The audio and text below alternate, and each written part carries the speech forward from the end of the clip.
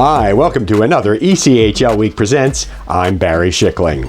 2 rounds of the Kelly Cup playoffs are complete.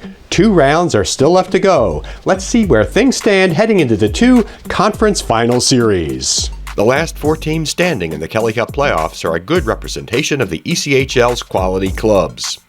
There's Brabham Cup-winning regular season champion Idaho, Toledo, a team which has stormed through the first 2 rounds of the postseason without a loss, Newfoundland, the top regular season club in the Eastern Conference, and Florida, the defending Kelly Cup champs.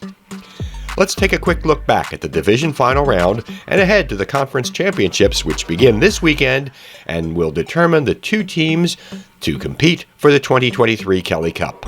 In the West, the title round will feature a battle of the fish. Mountain Division champion Idaho turned on the power in a 5-game series victory against Allen.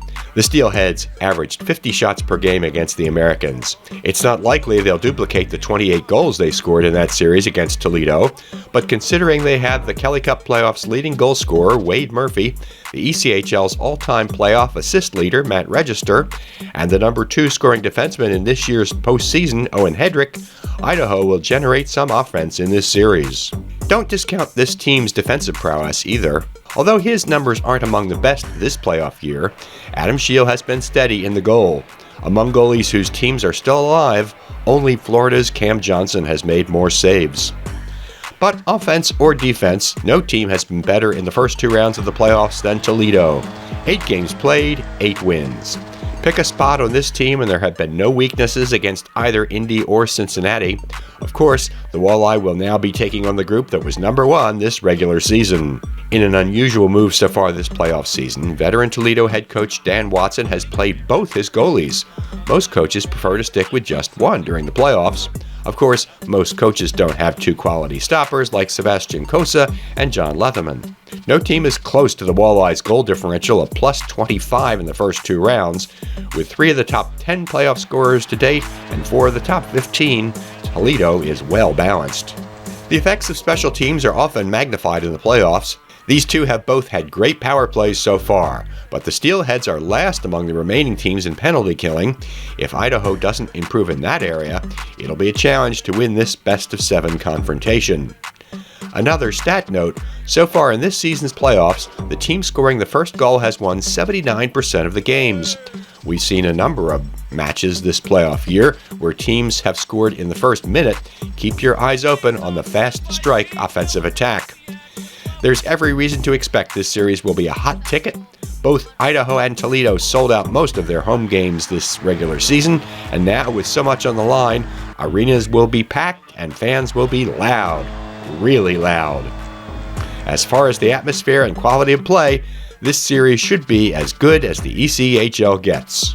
That is, just about as good as the Eastern Final between Newfoundland and Florida, which provides one thing the West teams don't have, a rematch of last season.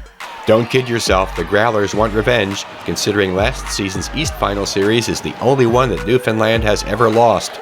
The league's easternmost team is 8-1 in postseason series since joining the ECHL 5 years ago. Newfoundland leads all teams in goals scored this playoff season. That includes 22 goals in 5 games against a solid Reading team in the North Division title round. And that was without regular season leading scorer Zach O'Brien, who was out as a result of injury. Pavel Gogolev and Isaac Johnson were among those who picked up the scoring slack.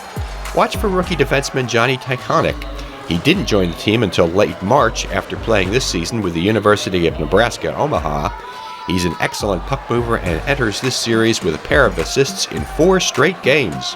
Rookie goalie Dryden McKay has had 1 bad postseason period, but he's also posted 2 shutouts and provided the goaltending his team needs to win. He gave up just 2 goals in a pair of regular season games at Florida in March. Veteran Joe Pendenza and Sean Jostling, a late-season acquisition from Wheeling, have done the heavy lifting points-wise in the first 2 playoff rounds for the Everblades. Tyler Irvine, whose hat trick sealed the South Division title-clinching win against Jacksonville, helps a balanced attack up front.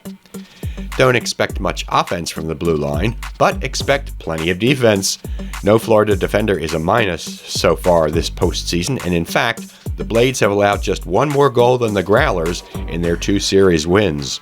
Regarding special teams, Both have been solid in the postseason on the power play, but Florida will undoubtedly want to improve its shorthanded play. The Blades have allowed 10 power play goals in 12 games. The Growlers returned 7 players who saw action in 2022's battle against Florida. The Everblades have 8 players still on their roster, including last season's June M. Kelly Award winner as playoff MVP, goalie Cam Johnson. If he's on his game, the Growlers will be in for a real challenge. One other item in Florida's favor, head coach Brad Ralph has coached in more and won more ECHL playoff games than anyone else. He's seen it all. That kind of experience is difficult to match.